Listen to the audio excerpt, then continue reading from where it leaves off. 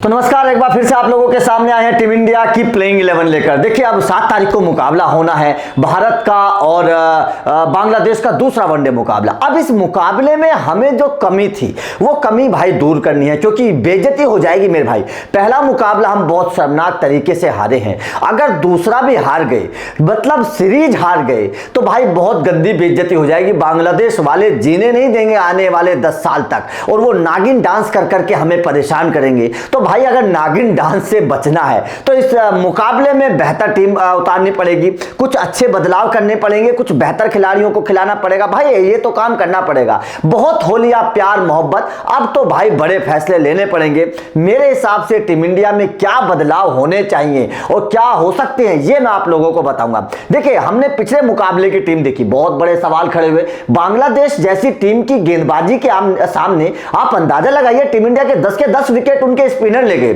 शाकिब उल हसन यार 5 विकेट, जिसको आप पिछले 10 साल से खेलते हुए आ रहे हैं, उस गेंदबाज को आपने 5 विकेट दे दिए और टीम इंडिया का टॉप ऑर्डर उसके सामने आउट हो गया। मतलब जो टॉप ऑर्डर स्पिन को बहुत बेहतर खेलता है। सवाल तो सबसे बड़ा यही है ना कि तेज गेंदबाज विकेट लेते तो बात अलग थी, लेकिन स्पिनर्स के सामने आप आउट हो रहे हो यार। स्पिनर्स तो आपको खेलने की आदत है, आप अपने घर में उस तरीके की कंडीशंस में खेलते हो, लेकिन उसके बावजूद अगर आप स्पिनर्स पर आउट हो रहे हो तो भाई बहुत बड़े सवाल है, बहुत बड़े सवाल है। अब यहां पर कुछ बदलावों की गुंजाइश है, कुछ बदलाव होने चाहिए। क्या होने चाहिए मैं आप लोगों को बताऊंगा। देखिए, पिछले मुकाबले में रोहित थे, धवन थे, कोहली थे, श्रेयस अय्यर, राहुल, सुंदर थे, शाहबाज थे, ठाकुर, दीपक। आप अंदाजा लगाइए 9 नंबर तक बल्लेबाजी रखी है टीम इंडिया ने।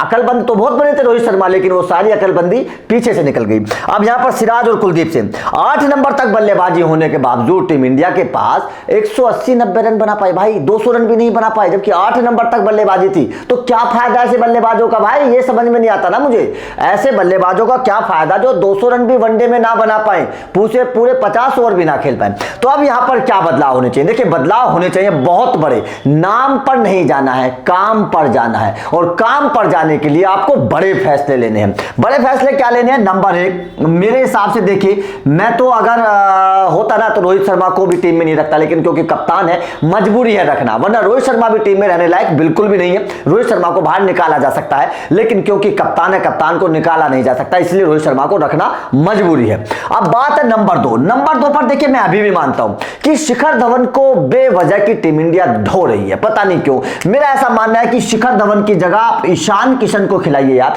विकेट कीपर भी मिल जाएगा नौजवान, केएल राहुल के ऊपर प्रेशर भी नहीं रहेगा, ईशान किशन विकेट कीपिंग भी कर सकते और कैच भी नहीं छूटेंगे टीम इंडिया के, जैसे पिछली बार छूट गया। और ओपनर के तौर पर रोहित और ईशान किशन की अच्छी जुगलबंदी भी है, करेंगे भी 2023 में आईपीएल में करेंगे भी। तो इसीलिए मुझे ऐसा लगता है कि ईशान किशन एक नौजवान जोश और होश दोनों अगर होंगे तो बढ़िया है। ये दोनों ही बुढ़े फंस गए हैं, रोहित भी और धवन भी, दोनों के बस की खेलना नहीं है। मुझे लग रहा है कि दोनों प्रेशर में खेल रहे हैं। ईशान किशन आएंगे, थोड़ा तेज तर्रार शॉट लगाएंगे, प्रेशर बनाओ यार, बांग्लादेश के गेंदबाजों पर प्रेशर बनाओगे तभी वो उनके पांव उखड़ेंगे, वरना तो वो आपके ऊपर हावी हो जाएंगे, जैसे पिछले मैच में हो गया। नंबर 3, यहां पर देखिए कोहली, बिल्कुल इसमें तो कोई दो राय नहीं है।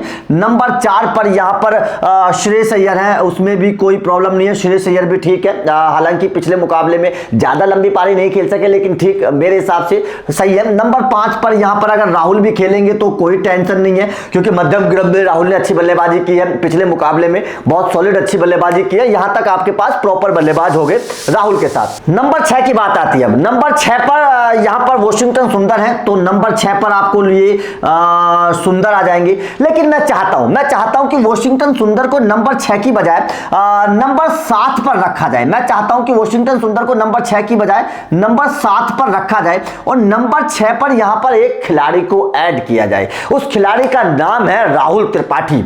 मैं चाहता हूं कि राहुल त्रिपाठी को यहां पर ऐड किया जाए। वो मध्यम क्रम में आपको निचले क्रम पर मजबूती देगा, जिस तरीके से पिछले बार मैच में विकेट गिरते चले जा रहे थे, सारे के सारे बल्लेबाज आउट होते चले जा रहे थे। तो यहां पर आप राहुल त्रिपाठी को मौका दे सकते हैं, राहुल त्रिपाठी को आप खिला सकते हैं। मेरे हिसाब से राहुल त्रिपाठी या रजत पाटीदार दोनों अच्छे खिलाड़ी हैं, दोनों में से किसी एक को आप मौका दे सकते हैं। देखिए, बात सारी क्या है ना, आप केवल गेंदबाजों के पीछे चले जाएंगे और बल्लेबाजी को कमजोर कर देंगे, उससे भी काम नहीं चलने वाला है। आपने पिछले मुकाबले में सुंदर, शाहबाज, ठाकुर, दीपक, सिराज, कुलदीप सेन, दुनिया भर के खिलाड़ी तो रख लिए, लेकिन उसका फायदा क्या हुआ? बल्लेबाज तो फ्लॉप हो गए ना, बल्लेबाजी में तो आप 200 रन भी नहीं बना पाए। तो सवाल तो यहां पर यह खड़ा होता है कि गेंदबाजी से आप तभी मैच बचा पाएंगे जब आप बल्लेबाजी से रन बना पाएंगे, बल्लेबाजी से रन ही नहीं बना पाएंगे तो गेंदबाज क्या करेंगे। तो सवाल यहां पर यही है कि राहुल त्रिपाठी एक प्रॉपर बल्लेबाज निचले क्रम पर होना चाहिए, निचले 5-6 नंबर पर, जो प्रॉपर बल्लेबाजी करना जानता हो, जो बल्लेबाज हो,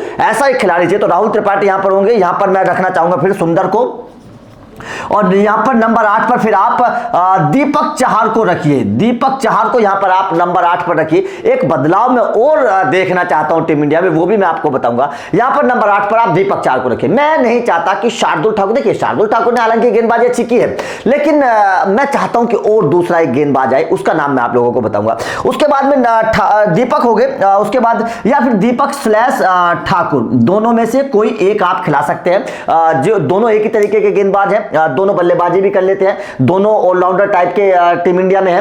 तो इसीलिए आप नंबर 8 पर दीपक को खिला लीजिए, शार्दुल को खिला लीजिए, दोनों में से किसी एक को खिला लीजिए, जो बेहतर हो टीम इंडिया उसको खिला सकते हैं, जिसका प्रदर्शन इस वक्त बेहतर चल रहा हो। उसके बाद में नंबर 9 पर आप सिराज को खिलाएंगे। सिराज ने बहुत बेहतर गेंदबाजी की है, जाहिर तौर पर जिस तरीके की गेंदबाजी सिराज कर रहे हैं व्हाइट बॉल क्रिकेट में, यार कमाल की गेंदबाजी। मुझे तो अफसोस हो रहा है कि टीम इंडिया उनको विश्व कप में क्यों नहीं ले गई। मुझे यह बात का अफसोस है कि इतने काबिल गेंदबाज को, जो शानदार गेंदबाजी कर रहा था विश्व कप से पहले भी, उस गेंदबाज को आप विश्व कप में क्यों नहीं ले गए। मुझे इस बात का बहुत बड़ा अफसोस है। टीम इंडिया अगर ले जाती तो शायद कुछ नतीजे बदल सकते थे। उसके बाद में नंबर 10 पर यहां पर मोहसिन, उसमें कोई टेंशन नहीं है। मोहसिन ने बहुत अच्छी गेंदबाजी की है, जिस वक्त टीम इंडिया मुश्किल में लग रही थी, आखिर में 2 विकेट लेकर मोहसिन ने टीम इंडिया के पक्ष में उस मुकाबले को कर दिया था। लेकिन क्या करें, अनफॉर्चुनेटली वो कैच अगर ना छूटता राहुल के बल्ले से तो मामला मतलब टीम इंडिया उस मुकाबले को जीत भी सकती थी। अब बात आती है नंबर 11 की। देखिए मैं अभी भी चाहता हूं कि नंबर 11 पर आप उमरान मलिक को खिलाइए यार।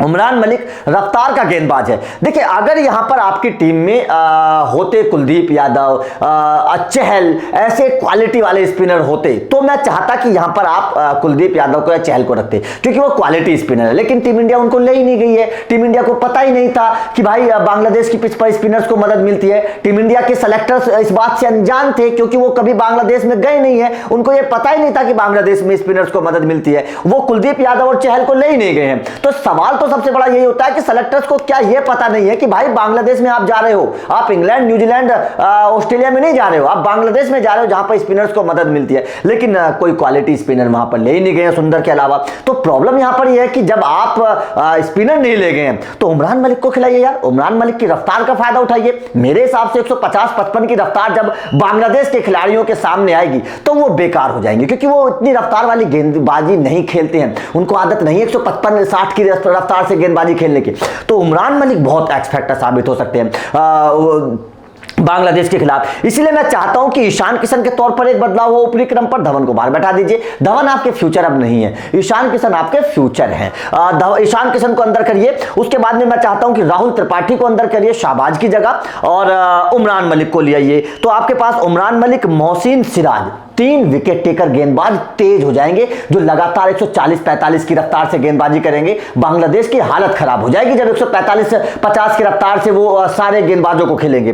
3 गेंदबाज आपके पास तेज है, एक ठाकुर या दीपक चहार आपके पास एक ऑलराउंडर टाइप का हो गया, 4 गेंदबाज, और सुंदर, ये 5 गेंदबाज आपके पास प्रॉपर हो गए हैं, बेहतर वाले, जो मतलब पूरे 4-4 ओवर जिन पर आप भरोसा कर सकते हैं। उसके बाद में मैं चाहता हूं कि यार श्रेयस अय्यर से 4-5 ओवर बीच में करवा लीजिए छठे गेंदबाज के तौर पर, कोई प्रॉब्लम नहीं है। बांग्लादेश की टीम उतनी धुरंधर नहीं है कि एकदम श्रेयस अय्यर पर आकर अटैक करेगी। आप वक्त देखिए, जहां पर विकेट गिर रहा है वहां से श्रेयस अय्यर से 1-2 ओवर निकलवा लीजिए। ये कप्तान को अपनी समझ होनी चाहिए कि किस तरीके से आप अपने पार्ट टाइम गेंदबाज से गेंदबाजी करवा सकते हैं। तो श्रेयस अय्यर से गेंदबाजी करवाई जा सकती है छठे गेंदबाज के तौर पर। किसी एक गेंदबाज को कवर करने के लिए, जो गेंदबाज ज्यादा पिट रहा है उसको कवर करने के लिए एक छठे गेंदबाज से गेंदबाजी करवा लीजिए। मेरे हिसाब से यह बहुत फायदेमंद साबित हो सकता है अगर रोहित चाहे, क्योंकि वो समझ होनी चाहिए कप्तान में कि कब हमें पार्ट टाइम गेंदबाज से गेंदबाजी करवानी है, उससे गेंदबाजी निकलवानी है। तो ये बहुत जरूरी है। तो आपका इस प्लेइंग 11 पर क्या मानना है, कमेंट करके बताइएगा। वीडियो अच्छी लगी तो लाइक करिएगा, शेयर करिएगा, चैनल को सब्सक्राइब जरूर करिएगा, क्योंकि ये बदलाव होने बहुत जरूरी है। आपका इस वीडियो पर क्या करना, चैनल को सब्सक्राइब जरूर कर लेना। बाकी लगातार वीडियोज हम आप लोगों तक पहुंचा रहे हैं। Thank you.